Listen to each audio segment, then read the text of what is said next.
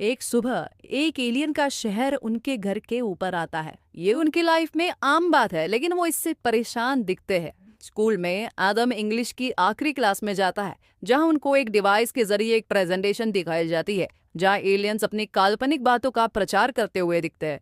इसमें एलियंस कुछ ड्राइंग्स की मदद से ये दिखाते हैं कि उन्होंने कैसे अर्थ को बचाया। बाद में उनका टीचर उनको बताता है कि वो रिटायर हो रहा है क्योंकि एलियंस इंसानों को उनका कल्चर और उनका इतिहास सिखाना चाहते हैं, जो कि वो इन डिवाइसेस से करना चाहते हैं, जिससे कि उनको टीचर्स पर खर्चा न करना पड़े। बाद में आर्ट की क्लास में आदम एक क्लोई नाम की लड़की जो क्लास में नई आई है उससे बात करता है, और बात करते करते आदम को वो पसंद आ जाती है। उससे बात करने पर आदम को पता लगता है कि उसका कोई घर नहीं है और वो रोज यहाँ से वहां जाकर थक चुकी है। आर्ट क्लास खत्म होने के बाद उनको कुछ आवाज सुनाई देती है। उनको बाद में पता चलता है कि उनके इंग्लिश टीचर ने खुद को मार दिया है।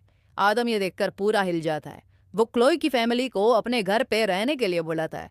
वो लोग आदम के घर पे जाकर डिनर करते हैं। क्लोई के पापा मार्श उनको डिनर के लिए शुक्रिया बोलते हैं और कहते हैं कि जब उनकी जॉब लगेगी तब वो उनके घर पे रहने का किराया भर देंगे। लेकिन उसका भाई हंटर असली खाना ना मिलने की कंप्लेंट करता है। वही आदम अपनी माँ से पूछे बिना कहता है कि क्लोई और उसकी फैमिली जब तक चाहे तब तक उनके बेसमेंट में रह सकते हैं। लेकिन बेट को लग रहा था कि वो लोग सिर्फ एक दिन यहाँ पर रुकने वाले हैं, इसलिए बेट एडम को किचन में ले जाकर डांटती है, लेकिन आदम उसको कैसे भी करके मना लेता है।